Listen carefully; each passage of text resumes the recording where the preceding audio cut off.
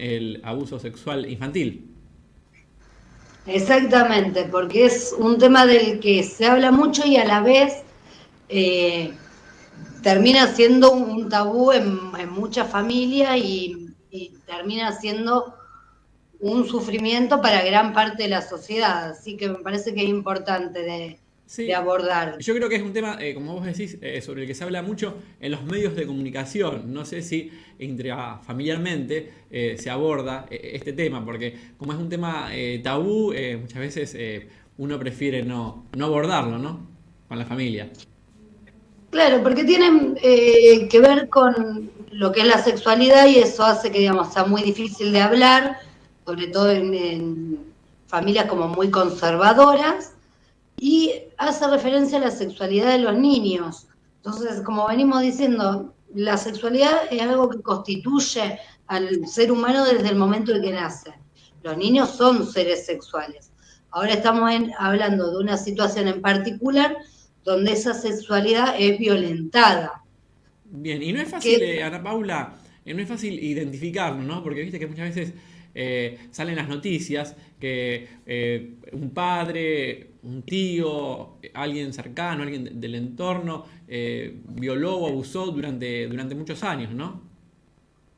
exactamente, digamos, es un tema muy complejo por muchas cuestiones.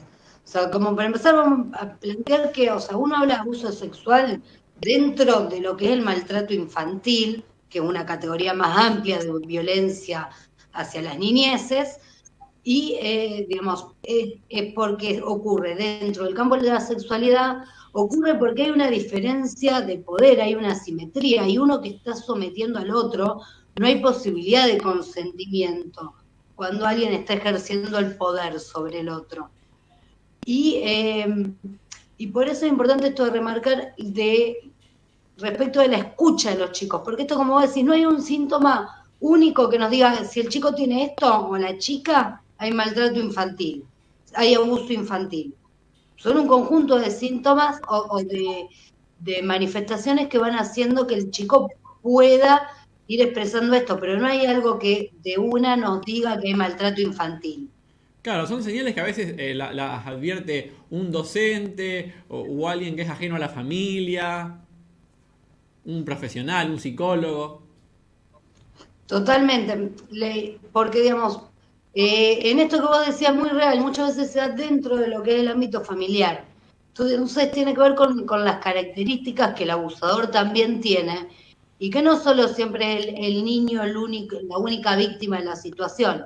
Muchas veces hay quienes deben cuidarlo también fueron víctimas de situaciones así de violencia o de abuso sexual, fueron víctimas de situaciones de opresión. Entonces es muy difícil ponerse al cuidado en este aspecto cuando alguien lo padeció y de alguna manera no lo resolvió. Es algo como que es muy difícil de hablar y de abordar desde uno mismo.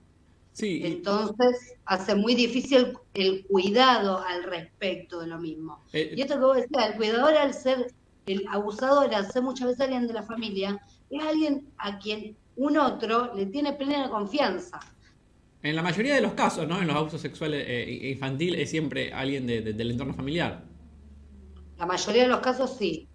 Y por eso, digamos, es importante esto de desmitificar que el abusador es alguien que todos nos vamos a dar cuenta que es alguien malo, que es alguien que haría eso, porque, digamos, en general es alguien que uno cree que no lo puede hacer.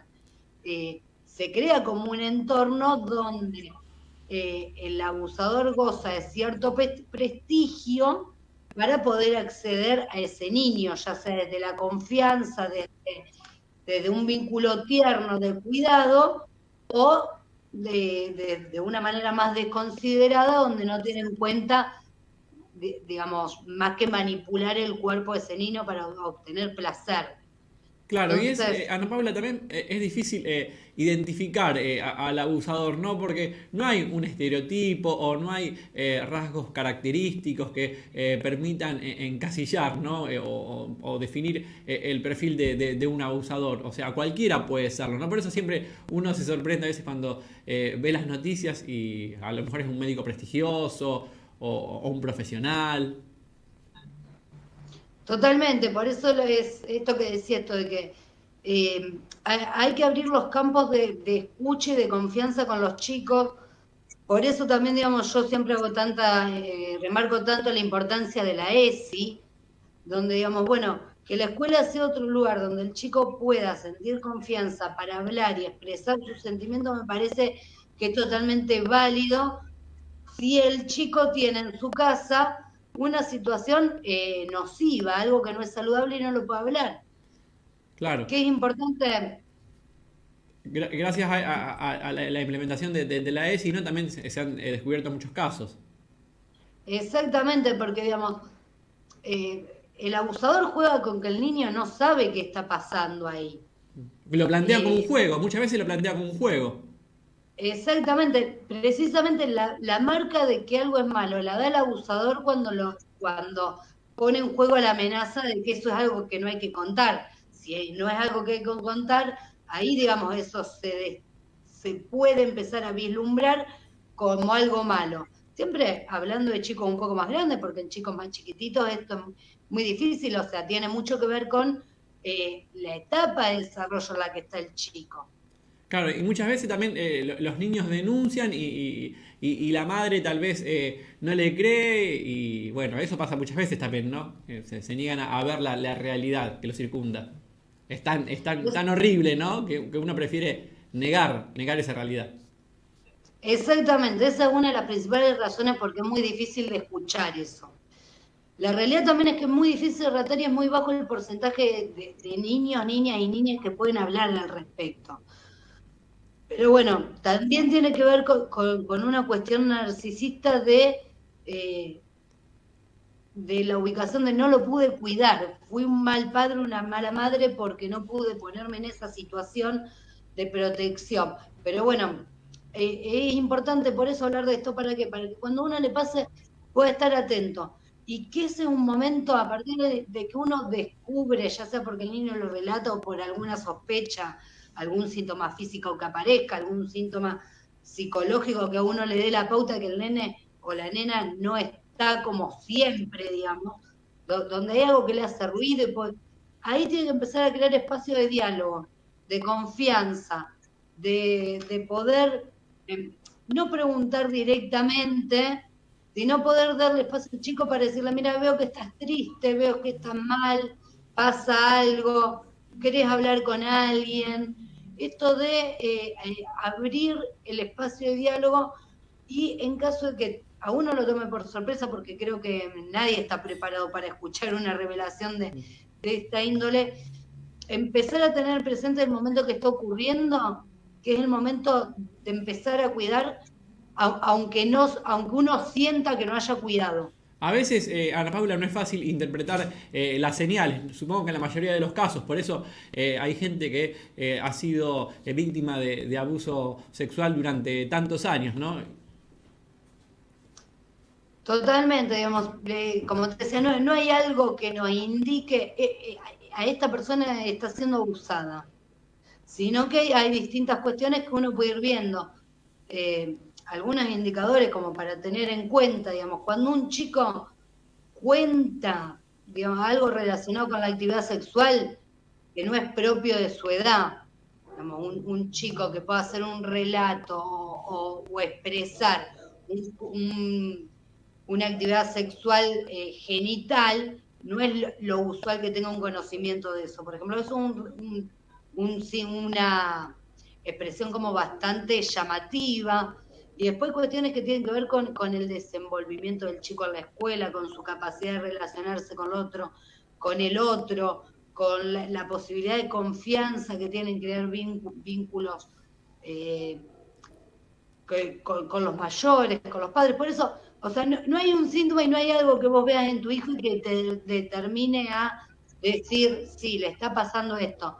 Pero bueno, hay algunas señales como para estar atentos y que puedan a lo mejor pedir ayuda al pediatra, hacer una consulta profesional. Sí, por eso es importante la consulta con el profesional, ¿no? Porque no cualquiera puede estar atento a esas señales que vos mencionás, ¿no? Porque hay que tener una mirada muy fina, ¿no? Como para poder advertir todo esto que vos decís, que, bueno, que se manifiestan como señales, ¿no? Que indican que algo no está bien.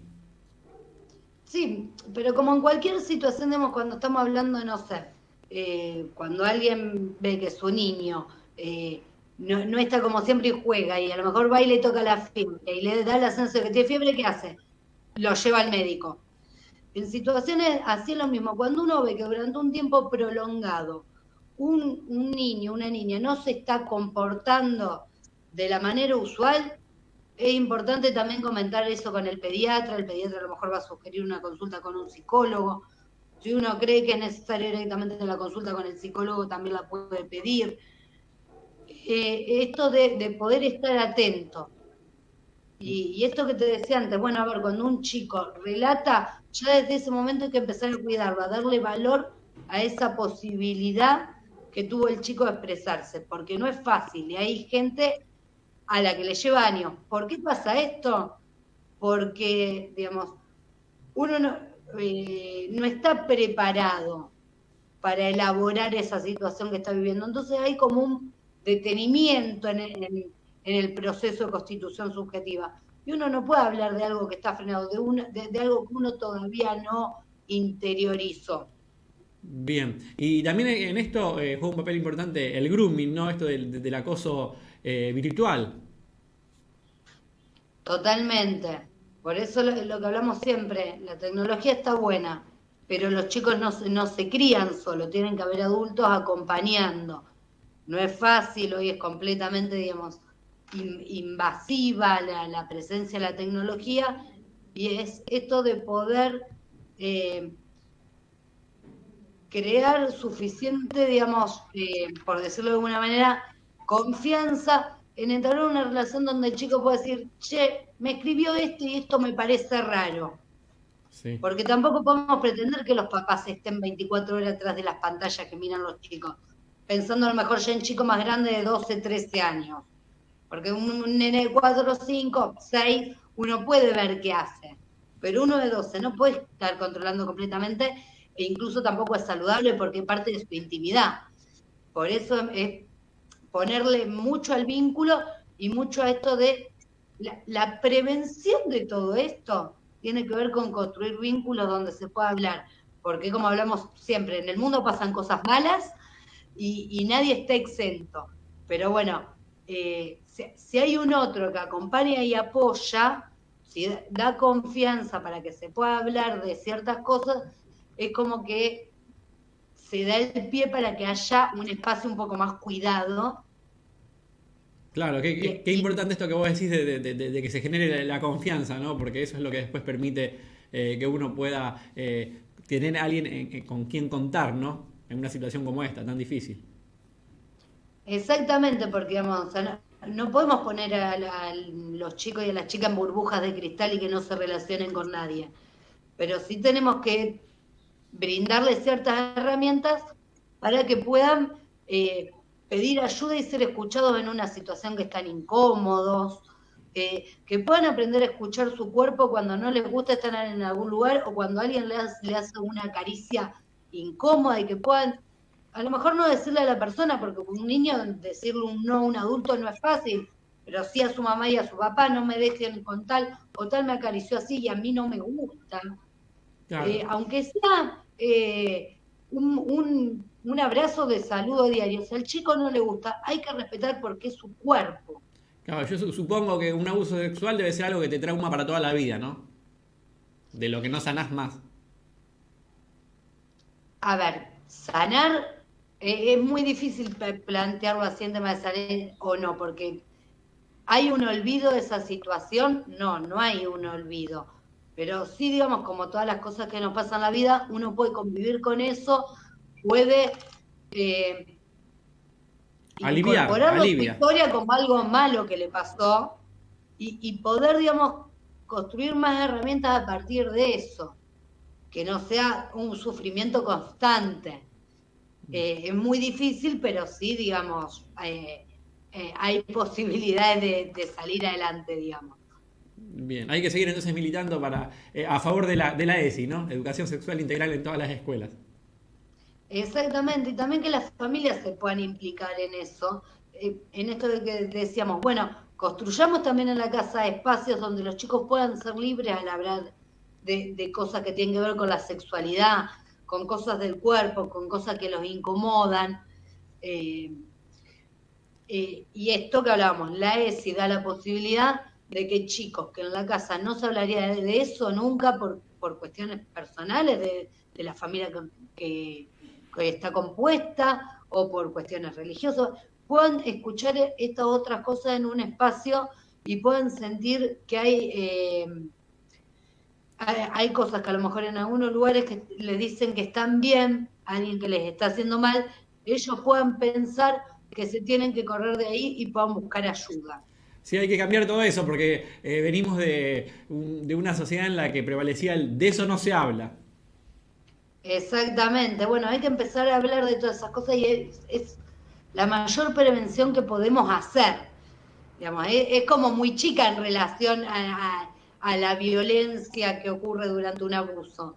Pero bueno, digamos, son las herramientas que tenemos, esto de poder poner en palabras, poder circular que los chicos son tomados como objetos sexuales, que hay mucha gente que digamos, realiza. Hay muchas mentes enfermas, ¿no? Sí, no, no lo quiero plantear como enfermo porque, digamos, muchas veces es el vecino de uno, y si al vecino uno no lo ve como enfermo, Claro. ayuda a pensar que no, que ese tipo no puede hacer eso. Y la realidad es que sí, ese tipo puede hacer eso. Entonces, es esto de poder desmitificar un poco de que el abusador, todo lo vamos a ver como un monstruo. No, el único probablemente que lo vea como un monstruo sea el chico o la chica que es abusado. Claro, Y a veces ni por eso siempre siquiera estos porque casos sorprenden a Ana Paula, siempre sorprenden estos casos de abuso, siempre uno dice, yo nunca lo hubiese imaginado de tal persona. totalmente. Y entonces, por eso, esto de poder plantearse la situación de poder pensarlo como adulto, esto que es algo que podría pasar y digamos, cómo reaccionar ante esa situación, esto es siempre dar lugar a la escucha, dejar que el niño o la niña hablen, no preguntar, no tiene que ver con nuestra curiosidad de qué pasó, quién lo hizo. Esto de poder pensar cómo uno reacciona a esa situación va a influir mucho en cómo el chico lo procese después. Bien, Digamos, si uno quiere salir a matar a ese otro y no va a ser favorecedor para el chico. Ahí hay que poner la prioridad en el chico y no en la bronca que a uno le genere, entendiendo todo lo que a uno le pasa en una situación así, ¿no? Por hablando eso, de eso, digamos, un caso, ¿no? De una mamá que asesinó a alguien que había abusado de su hijo. Salió en las noticias ayer, me parece. no lo vi. Sí. Bueno, o sea, se da esta situación donde uno cree que lo único que puede hacer por proteger a su hijo es matar a ese otro, aniquilarlo, pero digamos, en estas cuestiones de preservación de la especie, donde uno supone que si mata a ese otro, ese chico ya está a salvo. Y la realidad que a mí, yo haría foco en enfocarse primero en cómo está el chico, la chica, cómo acompañarlo, cómo pedir ayuda. Eh, cómo buscar las reglas institucionales, por decirlo de alguna manera, para poder abordar la situación y que de esa manera se ocupen de un otro. Yo apuesto a que, digamos, algún día la justicia nos va a responder como corresponde, a que las instituciones estatales no van a responder como corresponde. Sabemos que es difícil, o sea, entonces tampoco lo quiero pintar como una situación ideal, pero realmente es el camino. Bien. Muy bien, Ana Paula, muchas gracias. Bueno, Andrés, Como no, siempre, gracias a vos. muy interesante el tema y bueno, las propuestas que planteas para desarrollar desde acá este espacio de Diario de la Mañana, a través de Arroyo del Día. Bien, Andrés, me alegro que son temas importantes que hay que hablar, obviamente son mucho más profundos que Seguro. lo que expresamos en un ratito, pero bueno, que sean un disparador para que la gente pueda seguir preguntándose, me parece que es importante.